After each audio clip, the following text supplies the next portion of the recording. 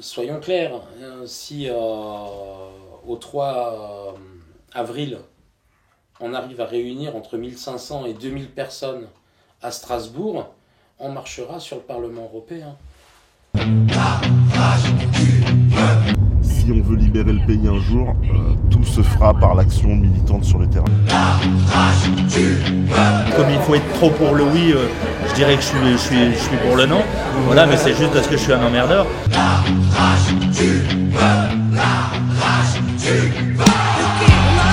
C'est pas celle qui fait baver. Demande à Fable avec là comme nos semelles sur les pavés. La rage de voir nos putains de travées, de vivre en travers, la rage gravée, lui bien loin derrière la rage.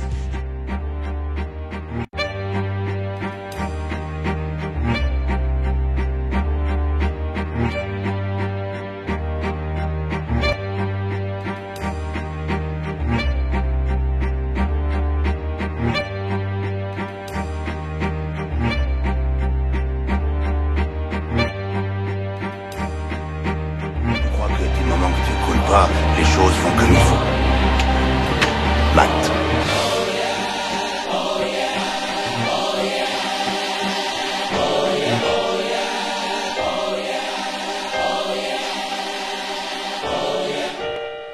C'est comme d'habitude dans les actions militantes, c'est-à-dire beaucoup d'improvisation, beaucoup de motivation, quelques galères à gérer, et beaucoup de bonne humeur et on va dire de la solidarité et de la générosité. La bataille de l'Est, c'est la bataille de l'Est de la France, de l'Est de la République. Aujourd'hui, en fait, on rentre dans ce qu'on appelle la décentralisation, le volet numéro 3, qui est en fait la déstructuration des départements et des régions. Alors, ça commence en Alsace. En Alsace, pourquoi ? Parce que les élus locaux ont pris une initiative, connaissant la population alsacienne, très précise et très au fait de tout ce qui touche l'organisation de la région, des départements. Les Alsaciens, en fait, leurs élus ne pouvaient pas faire l'impasse sur une consultation de la population sur une question aussi importante que celle-ci. Et donc, le Parti Socialiste, le Front National, l'UMP, tout le monde main dans la main, tous les partis institutionnels ont voté en 2010 oui à la réforme. Et puis ils se sont rendus compte qu'il fallait passer par un référendum. Donc ils ont eu une initiative locale, ce qu'on appelle l'initiative de référendums local. Et donc ce qui nous amène le 7 avril à appeler les Alsaciens aux urnes.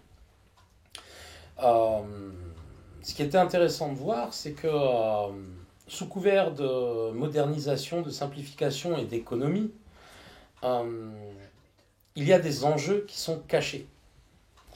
Et que ce soit les nonistes ou les oui-wistes, de gauche comme de droite, des deux extrêmes, aucun ne va directement au fond des enjeux et du problème et à l'essentiel. Une fois de plus, les partis politiques institutionnels classiques qu'on voit depuis 50 ans en France se plaisent à ne pas parler à l'intelligence de leurs concitoyens et de leurs électeurs. Et donc là, par où que vous regardiez, vous n'entendrez jamais parler de l'enjeu des eurorégions. Je suis opposé à cette réforme. Je dirais j'y suis opposé d'abord par méfiance. Par méfiance parce que les termes de compétitivité me sont pour moi maintenant... ça rime un petit peu comme austérité, quoi.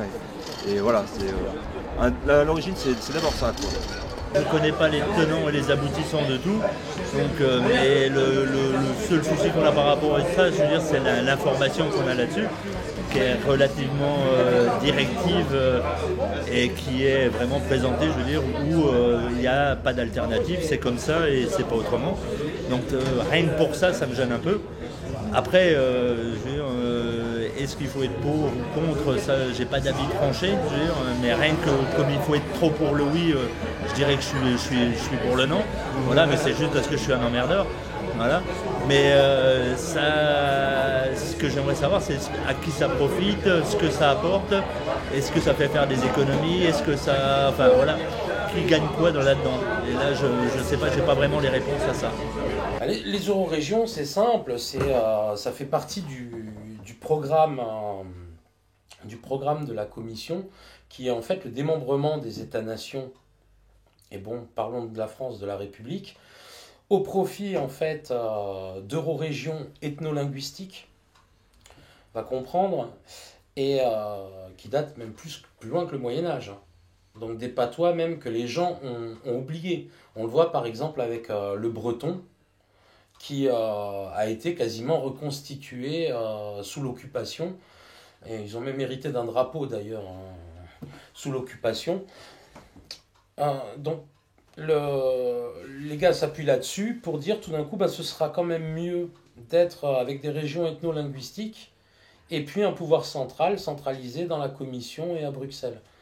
Bon, ça c'est l'Union européenne qui le pense, c'est la Commission qui le pense. Ils en parlent entre eux, bien sûr en anglais, et puis ils ne le disent pas aux Européens. On ne le dit pas non plus aux Français. La décentralisation là, et cette réforme territoriale, à terme, c'est simplement faire fusionner l'Alsace avec la région, le Länder, là juste à côté, la région Baden-Württemberg et une partie du nord de la Suisse, dans une grosse eurorégion qui aura des périmètres et des pouvoirs qui sont complètement, pour l'instant, non limités, non définis. On dit ce sera mieux, on fera plus d'économies, on fera plus de... Mais en fin de compte, c'est surtout en fait simplement le démantèlement de la République, c'est détacher l'Alsace de la France, faire rentrer en fait les Alsaciens dans les manuels d'histoire comme la région, éventuellement le peuple, qui aura donné le blanc-seing à l'Union européenne pour pouvoir démanteler complètement la République. Et donc ça, c'est l'information que nous apportons aujourd'hui. Ce référendum, j'ai été moi-même mis au courant assez tard, même très très tard. Quelque part, je suis quelqu'un qui s'informe beaucoup. Je vais beaucoup sur des médias alternatifs. Je vais également sur les médias tout à fait traditionnels, les grands médias français qui appartiennent aux multinationales, dont je cachais le nom. Et j'en ai appris, j'ai eu connaissance de ce référendum par intermédiaire du PR. Tiens, qu'est-ce que c'est ça, je ne savais pas. Et je me rends compte qu'en fait, finalement, les gens dans la rue, on est à moins d'une semaine, beaucoup ne savent pas ce que c'est. Si on veut libérer le pays un jour, tout se fera par l'action militante sur le terrain. C'est-à-dire que je sais qu'on est très très porté sur Internet, on est un parti qui émerge d'Internet, un parti qui naît d'Internet. Beaucoup de j'ai envie de dire 3/4 de nos adhérents même sont des gens qui sont venus par Internet. Moi-même je suis venu par Internet, mais rien remplacera ce qu'on est en train de faire là, d'aller à la rencontre des gens, de leur expliquer en face vraiment ce qui se passe, parce qu'on sent qu'il y a le moyen de faire basculer les choses. Rien que la journée d'hier, on a rencontré pas mal de gens en ville, on a pu même faire des petites interviews et rencontrer du monde, et on a bien vu qu'on peut faire basculer les choses, parce que les gens ne sont pas très informés, les gens ne savent pas vraiment ce qui se passe, et quand on leur donne une explication, et qu'ils sentent la sincérité dans nos propos, parce qu'ils voient bien que nous sommes des citoyens, qu'on n'a pas d'intérêt politique, on met même notre argent, on est des bénévoles, on n'est pas du tout ni des apparatchiks, ni des gens qui cherchent des places ou à s'installer dans le paysage un peu comme ça se fait dans les partis classiques. Donc ça, c'est quelque chose que les gens ils sentent et qui pourra faire tout changer, qui va même faire changer les choses dans ce pays. Parce qu'il est temps que les citoyens ils se prennent en main, il est temps que ce soit les citoyens qui aient le pouvoir et qui puissent décider enfin de leur destin sans que ce soit ces oligarques bruxellois ou je ne sais quelle nationalité qui eux se contrecarrent de notre devenir et de notre quotidien. C'est clair, je veux dire, c'est visible, on ne voit que des oui partout, on ne voit que même dans la presse, je veux dire, les différents journaux locaux et ainsi de suite, je veux dire, qui ne sont pas particulièrement objectifs par rapport à tout ça, quoi. C'est-à-dire qu'ils incitent vraiment les gens à aller vers le oui, parce que visiblement, c'est comme ça. Alors, je ne sais pas si c'est une fierté d'être d'un seul coup une des premières régions à être comme ça, et c'est un peu la fierté alsacienne qui ressort. On veut être novateur, mais enfin, voilà, je te dis, je ne sais pas suffisamment de ce que ça peut amener, mais ça me gêne vraiment le manque d'objectivité du débat. Ça me gêne. Ça m'a toujours gêné dans tous les débats, et là en l'occurrence dans celui-là ça me gêne, quoi. Oui, alors, ce qui est intéressant en Alsace, et puis même en France, c'est que ce référendum, personne n'en parle. Alors, personne ne parle de ce référendum, mais, ou très peu. Et en Alsace, alors en France, on n'en parle quasiment pas du tout. En Alsace, on en parle un peu, mais en Alsace, on ne donne la parole et la tribune qu'aux tenants du oui. Alors, le non est quand même assez absent des débats.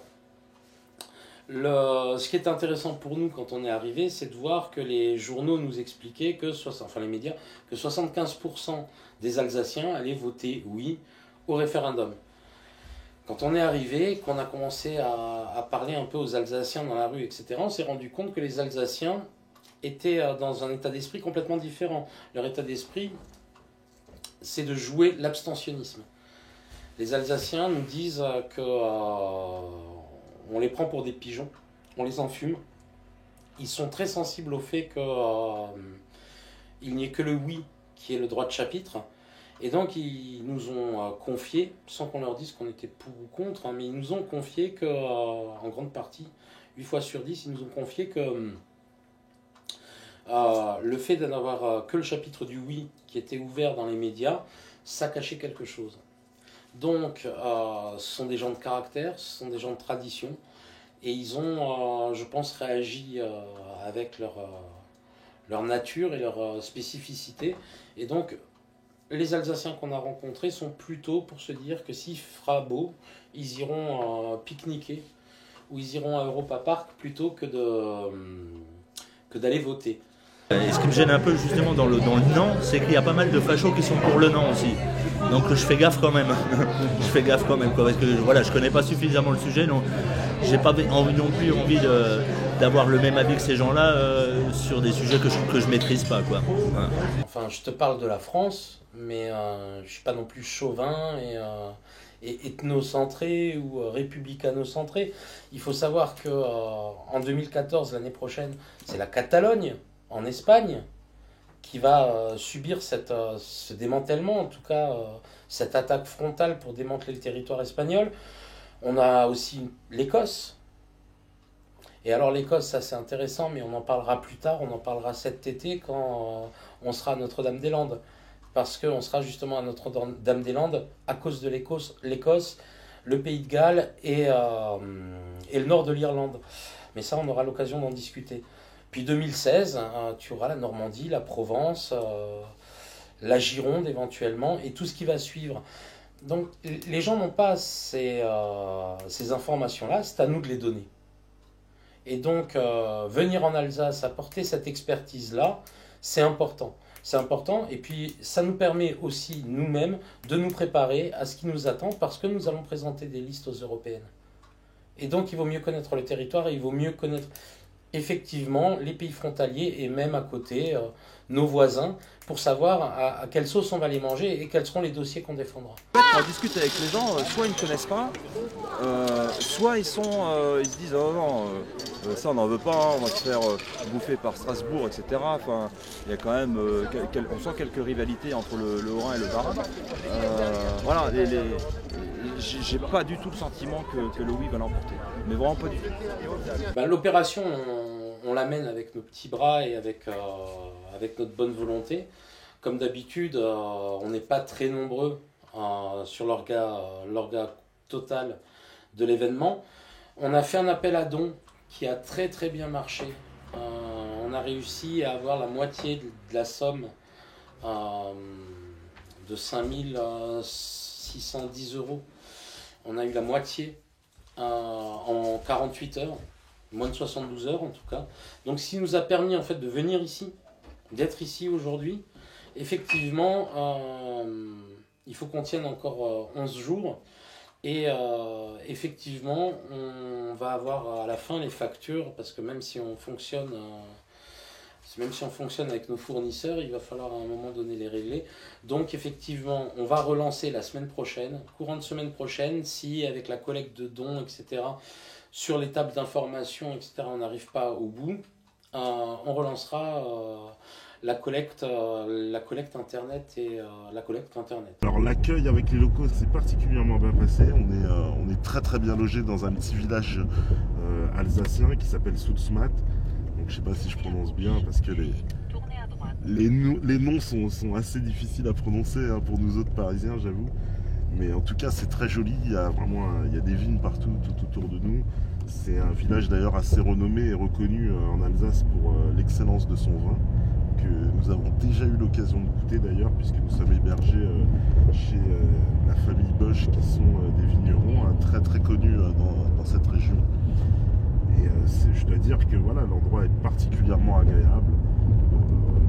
Le cadre en tout cas de l'Alsace, c'est vraiment une région magnifique, quoi, vraiment. On a besoin de mains, bien sûr. Aujourd'hui, on a une trentaine de personnes qui sont en train de se mobiliser à travers toute l'Alsace. Alors aujourd'hui, on tracte, on explique aux gens, c'est un titre informatif, on explique ce que les Alsaciens ne savent pas. C'est pas suffisant. Il faudrait qu'on soit 500, qu'on soit 1000. Soyons clairs, si au 3 avril, on arrive à réunir entre 1500 et 2000 personnes à Strasbourg, on marchera sur le Parlement européen. Concernant le week-end là, qui arrive, c'est le week-end de Pâques. Donc vendredi déjà, demain, en Alsace, ce sera férié. Mais on va pointer des tables d'information devant les églises, très tôt, le matin. Comme ça, à la sortie de la messe, on pourra donner une information à ceux qui le désireront. Ensuite, l'après-midi, ce sera sûrement repos. On accueillera les personnes qui commenceront à arriver le soir de Paris pour le week-end. Samedi, sur Mulhouse, c'est Liès qui sera en charge des 2 tables d'information à Mulhouse. Donc il dispatchera les équipes sur Mulhouse. En sens, il sera accompagné de Meta TV qui couvrira l'événement. Ensuite, dimanche, ce sera sûrement repos et tout le monde fera un point. Et puis lundi, on recommence avec des équipes à Mulhouse et à Strasbourg. Et lundi matin, enfin lundi toute la journée à Strasbourg, on récupérera tous les volontaires qui viennent de toute la France et qui viennent travailler avec nous dans le Bas-Rhin. Parce que dans le Haut-Rhin, bon, on a travaillé toute la semaine, là on est déjà bien positionné, on a déjà bien couvert le territoire. Maintenant, il nous reste à attaquer vraiment le gros morceau qui est le Bas-Rhin, où là, le Bas-Rhin, on a des gens qui sont urbains, cosmopolites, qui voteront oui, sûrement. Et donc là, il y a vraiment un travail à faire. Alors, pour nous rejoindre, de toute façon, il y a la page Facebook, Brigade Populaire Républicaine, Force Française Intérieure, Éric Marie, vous me cherchez, Vincent Poiré, et puis sinon, carrément, Mulhouse ou Strasbourg, 2 mails, eric.marie@u-p-r.fr ou vinstar, vinzstar, @hotmail.fr. Vous envoyez vos heures d'arrivée, votre nom, numéro de téléphone, disponibilité, si vous venez avec un sac de couchage ou pas. Et ensuite, les équipes FFI et de la brigade feront le reste. Vous contactent et puis organisent tout ça.